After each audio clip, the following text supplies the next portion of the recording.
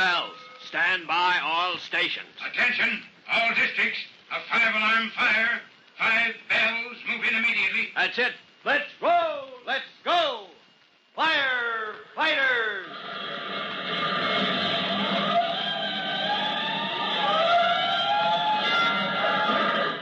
Presenting Firefighters, the true-to-life story of our unsung heroes who stand ready to ride by day or night against our most murderous enemy, the demon of fire.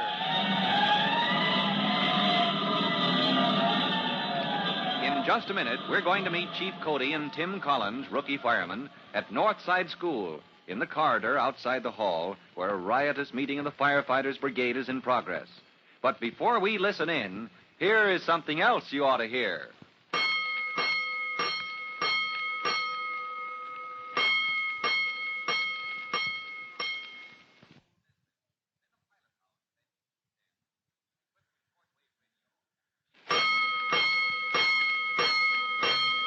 Let's go, firefighters. Let's go to Northside School, where a conflict between Jimmy Collins and Whitey Williams threatens to wreck the Northside Firefighters Brigade.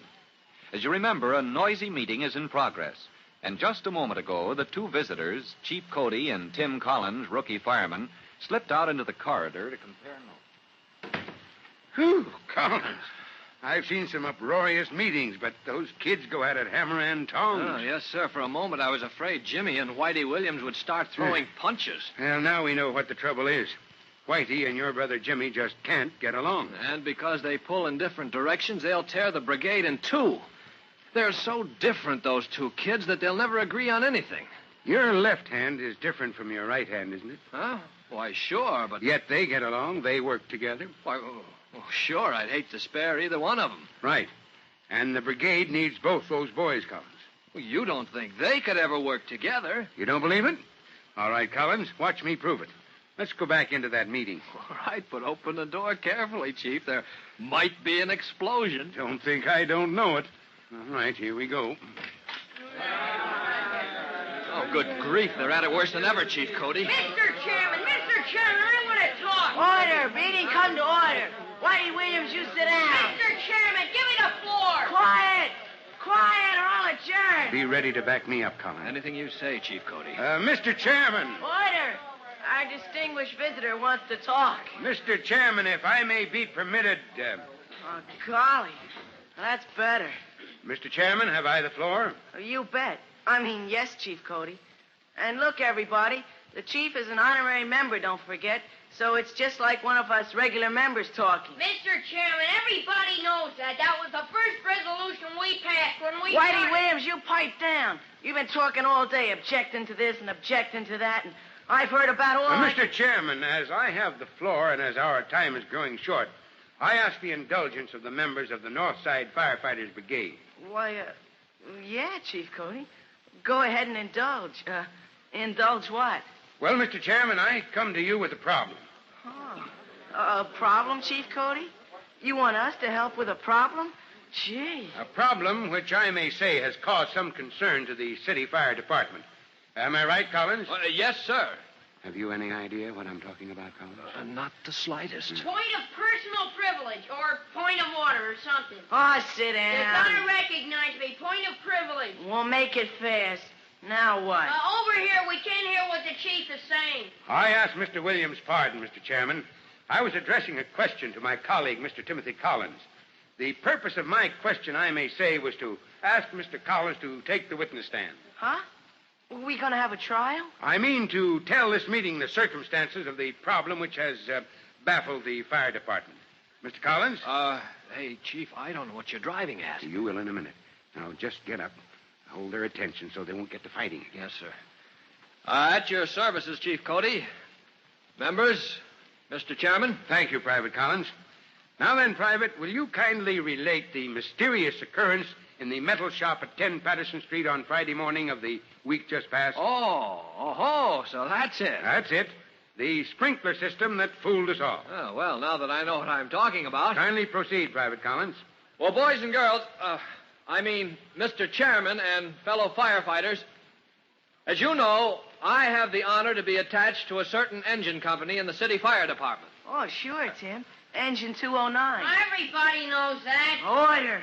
My gosh, Whitey, can't you let anybody else talk? Go on, Tim. Mr. Collins. Thank you, Jimmy. Mr. Chairman. Now, last Friday morning at exactly 10:43 in the morning, as we were finishing committee work, an alarm was tapped in from a private box at 10 Patterson. Chief Cody, maybe you'll tell what happened next? All right, Private. Well, the call was from the Lee building in the manufacturing district, a building with a number of machine shops and other small industries on every floor. I rolled myself when that alarm came in.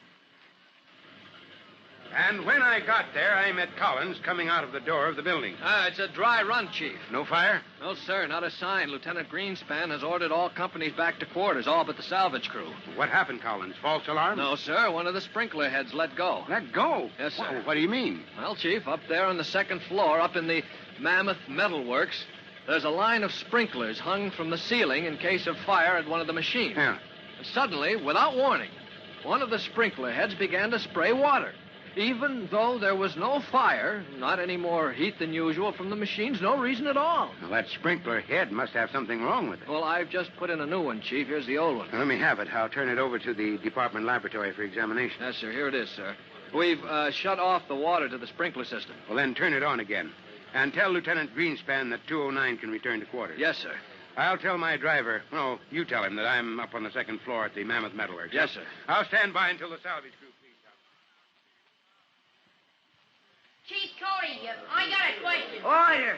Whitey, you can't ask any questions till the chief gets through. With the permission of the chair, Yes, sir? before I finish, maybe we ought to clear up any questions. So if Whitey wants anything cleared up... Well, yes, sir. Okay, Whitey, only don't take all day. Chief Cody, the way these sprinklers work, there's a pipe that runs along the ceiling, and it's full of water. And the sprinkler heads, they stick out of the pipe, right? Right. And when there's a fire, the heat melts a little thing that keeps the water from running out of the sprinkler head, right? Right. And when that little thing melts, the sprinkler head sprays water on the fire. Only this time there wasn't any fire. So there was something wrong with the sprinkler head. Oh, what could be wrong if you know so much? Well, listen, it's a metal shop, isn't it? And they use acids on metal sometimes, don't they? All right, what of it? Well, the acid, that makes fumes in the air. And the fumes get at the sprinkler head and they make it all looky. I mean, they can corrode it, can't they? So in this Mammoth Metal Works, the sprinkler head maybe was corroded. It must have been. Oh, look, if you know so much about it... Good point, Mr. Chairman. Huh? You don't mean Whitey is right. Well, now, let me finish. Whitey might have been right, except for what happened next. What happened next was you said Tim Collins put in a brand new sprinkler head. He did, and he turned on the water. And I went up to look over the situation. And 10 minutes later, Private Collins, let's hear your side of it. Yes, sir. Well, Chief, Engine 209 rolled back to quarters. Lieutenant Greenspan reported us back in service, and before we had our turnout coats and boots stowed away, a second call came in from the same box. Oh, golly. Only this time I bet you found the fire. No, sir. No fire. It was that sprinkler head. Again. But it was a brand new sprinkler head. It couldn't get all corroded in just that short time. That's it, Whitey. Twice, inside half an hour, that sprinkler system went off without reason, drowning the machines in the Mammoth Metal Works. And the second time, you were right there yourself. I was there, and so was the salvage crew, mopping up the water, helping to put the machines back in order. But didn't you see anything? I did not. How about you, Collins? Well, all I saw when we rolled to answer that second alarm was Chief Cody, madder than a wet hen and wetter than a wet hen, too. Yes, well, we don't have to go into that. Yes, sir. But, boys and girls, there's my problem. There's what puzzled the whole fire department. What went wrong at 10 Patterson Street? Well, gee, can't the engine men figure it out? They all know about water and pressure and stuff. No, the laboratory. Listen, the laboratory, that's where they know all about the sprinklers, isn't it? Well, now the answer must be found. And, Whitey, you have the scientific slant. And, Jimmy, you know a lot about regular firefighting. Oh, yeah. So I wonder, could you two give us some time, maybe sit in on the investigation, help us figure it out, huh? Oh, well, gosh, help the department? Well, if we... Oh, if you... boy, Whitey, what do you say? Oh, gosh, Jimmy, say yes, quick. Say yes for the both of us, huh? Well, then, that's that. All right, now meet me tomorrow at headquarters, and when we get a solution, you can report it here at your next meeting of the Firefighters Brigade, huh? Oh, boy. Meeting's adjourned. So Chief Cody, in his effort to save the Firefighters Brigade at Northside School from breaking up over the rivalry between Whitey Williams and Jimmy, Tim Collins' younger brother, has introduced a note of mystery. Is it possible for Jimmy and Whitey to find a solution? Well, you'll find out when you hear our next true-to-life episode of The Firefighters. In just a moment, Chief Bob Cody will tell you, boys and girls, how you can help the firefighters in your own town. But first, here's a message you ought to hear.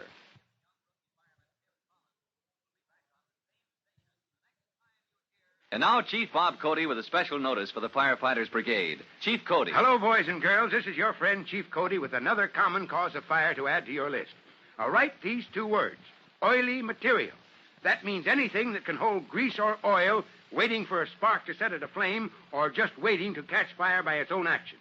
So remember that fire cause, oily material. And if there's any in your house, keep it in a metal container. Well, that's all for now. You'll be hearing from me soon. Fire Chief Cody and the young rookie fireman, Tim Collins, will be back on the same station the next time you hear... That's it. Let's roll.